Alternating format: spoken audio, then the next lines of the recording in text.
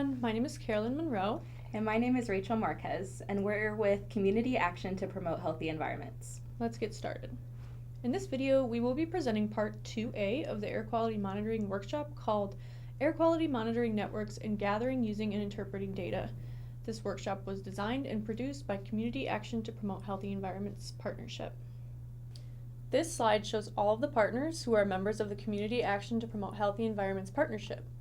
This workshop was developed by CAPHE for people working to promote clean air in their communities through the use of improved air quality monitoring.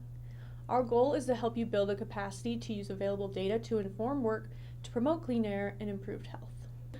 In parts 1A and 1B of this series, we talked about what air pollution is, how it affects health, sources of pollution, and how air quality is measured.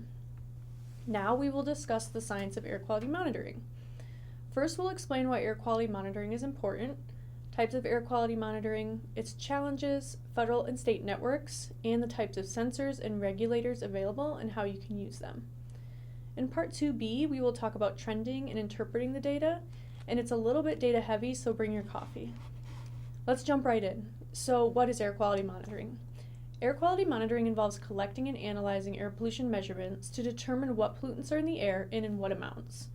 In this photo, you can see the Mount St. Herman monitor located in southwest Detroit at Mount Herman Baptist Church. This monitor was installed in 2016 as a joint effort between community leaders and the Michigan State Department of Environment, Great Lakes, and Energy, or EGLE. Let's delve into the types of air quality monitoring. The first type is ambient air quality monitoring. This means we can monitor the air quality outdoors on any scale, including at the neighborhood level, regional level, or globally. Next is personal air monitoring, which measures the air you breathe. Ideally, personal monitors are worn within 10 inches of your nose and mouth, which we call your breathing zone. And personal air quality monitors are small, but they can alert you to high levels of air pollutants in your breathing zone. We can also monitor indoor air quality in buildings and vehicles. Additionally, there is mobile monitoring, where you can attach a monitor to a vehicle that can monitor air quality while in motion, or in a location for a short period of time before being relocated. Next, we have source testing, where we monitor the quality at an industry site, and sometimes a monitor is placed inside the industrial stack, which is the chimney that releases gases and pollutants into the air. Lastly, there is satellite monitoring, which has been a game changer in the last decade of air quality monitoring technology. Satellite monitoring allows us to remotely monitor air quality. NASA currently has satellites that can observe air pollution around the world and that are being used to study its effects on human health and agriculture. In environmental health, we say if you don't measure it, you can't manage it. This quote hints at the importance of air quality monitoring and answering public health questions. Measuring air quality levels tells us what pollutants are in the air and informs us if we need to take action to protect public health. Secondly, governmental bodies and industries use air quality monitoring to determine if companies are following the law. Under the Clean Air Act of 1970, the EPA has the authority to restrict pollutant emissions from chemical plants, power utilities, and steel mills, and there are limits to how much pollution they can emit. These limits are based on scientific data showing the levels at which there are harmful impacts on health. You can learn more about this in parts 1A and B.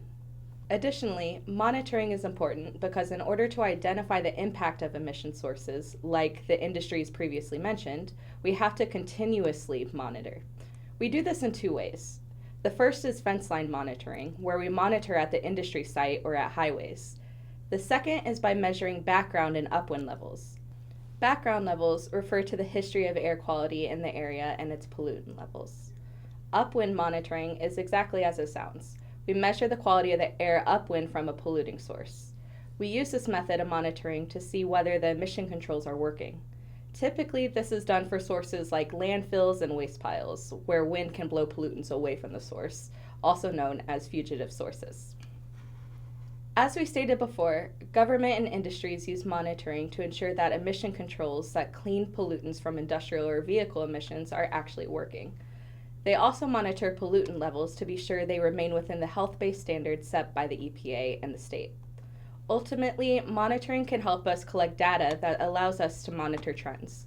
It also helps us look at the impacts of pollutants on health and measure whether some areas have higher levels of pollution or pollution burden compared with others. For example, we may use air quality monitoring to see whether a population is more exposed than others. Then we can use that data to examine the relationship between air quality and disease. This allows us to ask whether pollutants are associated with negative health outcomes, and if so, at what levels those harms occur. This is central to the ability to determine the allowable levels of air pollution and to protect the health of the public. Is it easy to monitor air quality? Well, the quality of air can vary a lot over time and can change depending on, for example, which way the wind blows, as well as other factors. As a result, air monitoring has a unique set of challenges. These challenges include things like microenvironments, or small areas in which pollutant levels may differ from those in the surrounding area. Measuring within microenvironments allows us to assess exposure to pollutants over time in a controlled manner. A second challenge is time. Due to the changing levels of pollutants, for example, at different times of the day or at different times of the year. To understand why we are seeing time variations requires taking repeated measurements over different times of the day or different seasons in order to get a good sample of the air quality in the area. Air pollutant levels may vary in a neighborhood depending on, for example, the number of trucks traveling down local streets. This illustrates the idea of a microenvironment, a small area where levels of diesel pollutants from trucks may be higher than in surrounding areas that do not have as much truck traffic. This example can also illustrate the challenge of time. There may be more trucks traveling down residential streets in the daytime hours compared to at night. The example on this slide is from a 2020 study that counted trucks in two locations in southwest Detroit, Lanyo Street and Livernois Street. It found high volumes of heavy diesel trucks on residential streets and 30 to 60 trucks per hour on average passing through unrestricted streets. Another 2024 study led by the city found 1,000 trucks per day on residential Livernois Street. So this example shows it's important to monitor the levels of truck-related pollutants both during the day and at night in order to capture the differing traffic pollutant levels. A third challenge related to air monitoring is the weather. In climates like Michigan's, monitors need to be able to work in extreme heat in the summer as well as cold, snowy, or rainy weather. Finally, some pollutants are difficult and expensive to monitor because they require specialized expertise and equipment. Volatile organic compounds, or VOCs, are a group of hazardous air toxics. VOC sensing is challenging mainly because VOCs are non-reactive and appear in low concentrations, often close to or below the detection limits of analytical or sensing devices.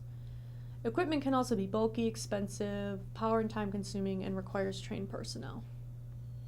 Okay, now that we have a basic understanding of the importance and challenges of air monitoring, let's talk about how monitoring actually happens.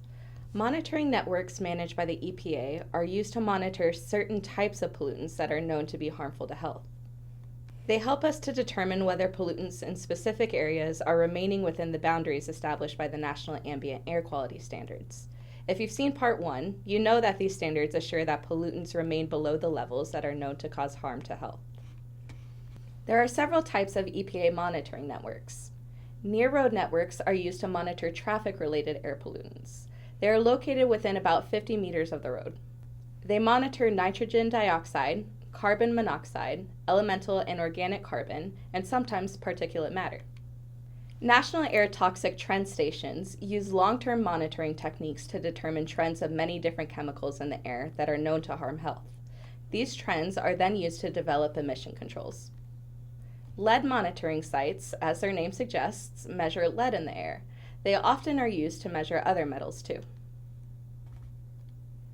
Finally, the Clean Air Status and Trends Monitoring Network is used to measure community-scale air toxics for vulnerable populations. The map shown on this slide can be accessed at the link shown on the lower left. If you go to epa.maps.arcgis.com, you can click on each site to obtain the address, coordinates, monitored parameters, and download data directly from EPA-managed monitors across the U.S. As you can see, the monitors are color-coded to indicate the specific air pollutants that are monitored at that location. The number of monitoring sites depend on the population or on emissions for SO2. The State of Michigan's Department for Environment, Great Lakes, and Energy, or EGLE, is responsible for protecting Michigan's environment and public health. The Air Quality Division maintains monitors throughout the state. And here in southeast Michigan, in particular southwest Detroit, we have a number of sites, and they're shown as circles. Numbered from 1 to 8, we have the Detroit Police Precinct 4 monitor, the Military Street Park monitor, a monitor on Fort Street, a Trinity St. Mark's monitor, one at Salina Elementary School in Dearborn, a River Rouge monitor, a community monitor in 48217, which is the new Mount Hermon Baptist Church, and one in Allen Park. On top of that, Marathon installed 4 monitoring sites to the south, the north, the west, and the east, which are the pink circles. That's actually a pretty high concentration of these regulatory network monitoring sites. They don't all measure the same thing, but many of these do measure particulate matter and black carbon. What this map shows in the black circles are some of the major point sources of air pollution or industry sources. So this area, in fact, has a number of different air quality monitors measuring both toxics and criteria pollutants. There are many more monitors here than in the rest of the Detroit area because of the heavy basis of industry. Each year, Eagle puts together an annual air quality report. You can find the 2024 report by scanning the QR code or going to the link below it. Within the report, you will find a table with all of the air quality monitors and the pollutants they measure. Circled in this table is the monitoring site for Allen Park, which is the so-called background site for the monitor on the map we were just looking at in southwest Detroit. It measures carbon monoxide, or CO, trace nitrogen oxides, ozone, PM2.5 and PM10, and sulfur dioxide. There are also additional measurements such as wind speed, direction and temperature, humidity, and pressure. As we wrap up this introduction of the regulatory monitoring networks, let's review why these networks are important and what their limitations are. They're important because they determine whether areas are following the national ambient air quality standards, and they also use high-quality methods that allow us to analyze trends. The biggest limitation of these networks is that there are only so many monitoring sites. Because there are a limited number of sites, they don't get to hyperlocal effects. They also don't reflect individual exposures to these pollutants, given that people move from one place to another. And lastly, only a small group of pollutants are measured by these monitors, with a large focus on PM and ozone.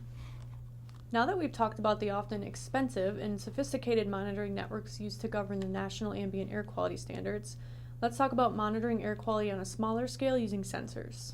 What are air quality sensors? Air quality sensors are small devices that measure lots of different pollutants. There are many different types of sensors. Some are made to be placed outdoors on roofs or the outside walls of buildings. These sensors can measure particulate matter or PM, gases, carbon dioxide, and volatile organic chemicals. These are generally smaller and considerably less expensive than the sophisticated monitors used by EPA in their air quality monitoring systems. They provide data that is less nuanced and specific than that which can be captured by the larger EPA monitors, and have the advantage of being more flexible, versatile, and affordable for those who wish to monitor their personal air or the air within their homes or neighborhoods. These types of sensors are called direct reading sensors, meaning that you receive the pollutant measures from the air at the time you are doing the sampling. No additional analysis is necessary. Certain types of sensors can also connect to Wi-Fi and transfer data to your phone. There are also indoor or desktop sensors and personal sensors. Personal sensors are worn on your body and are usually small and relatively unnoticeable. Many of them cost less than $200, while other more expensive models may cost up to $5,000. Purple Air offers units between $200 to $300. They need Wi-Fi and a power source, but you can look at trends with them because the sensors connect to a real-time map. Purple Air as a company has been very successful with thousands of their sensors deployed. If you look at California, you can see red dots showing wildfires happening. This is a live reading of particulate matter levels and provides really nice spatial resolution showing you where the smoke is. IQ Air is another example. This image says that the air quality is moderate and to stay inside and close the windows. It says indoor air quality is excellent and gives a little advice about what to do. Knowing what sensors can do can help you make educated decisions about using them. They can be incredibly useful in providing basic information. For example, when community residents see, smell, or otherwise observe things that suggest that there may be air pollution, but when there's no monitor nearby, sensors can be a way of assessing air quality. They can also be useful when there is a monitor nearby but it does not measure the pollutant we need, or when air monitoring data from existing sources does not match up with what the community is noticing, sensors really help fill the gap. Sensors can also be useful because the large fixed monitors, such as those used by EPA monitoring networks, do not track activity as individuals move throughout the day.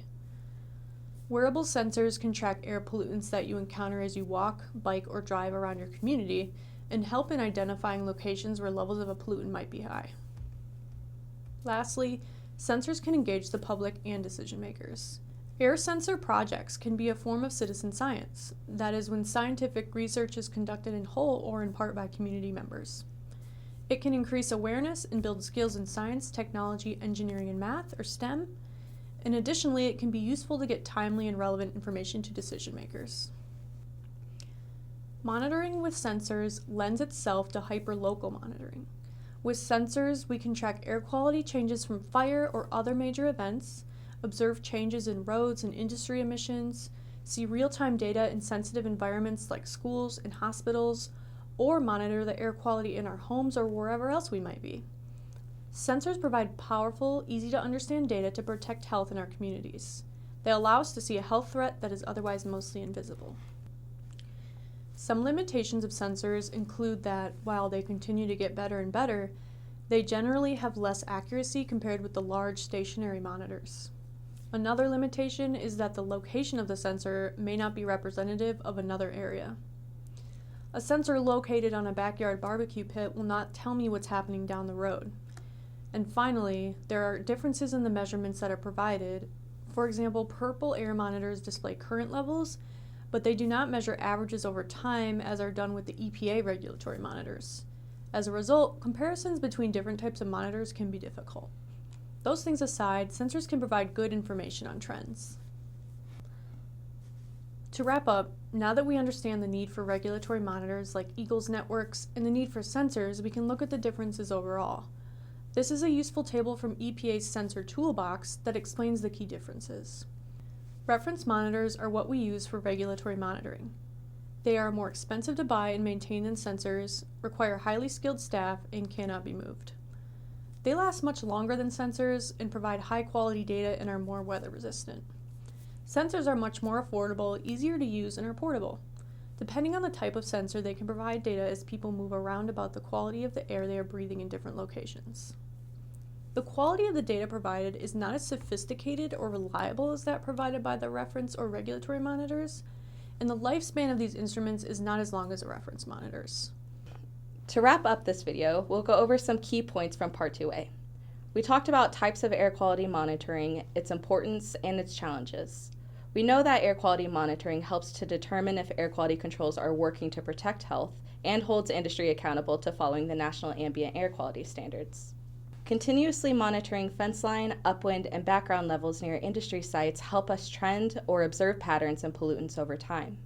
We discussed how regulatory networks use high-quality reference monitoring methods and equipment that allow us to analyze trends. And finally, we discussed air quality monitoring sensors, which are much more affordable, easier to use, and are portable. Sensors cannot be used for regulatory purposes, but they allow community members to fill the gaps where reference monitors might be missing and protect sensitive areas in hyperlocal places such as schools. Sensors provide powerful, easy to understand data to protect health in our communities. Thank you for watching this video. See the next video in this series, Part 2B, Finding and Using Air Data, linked at the end of this presentation. CAPHE would like to acknowledge the following individuals and groups for their contributions during the creation and recording of the video series. Thank you.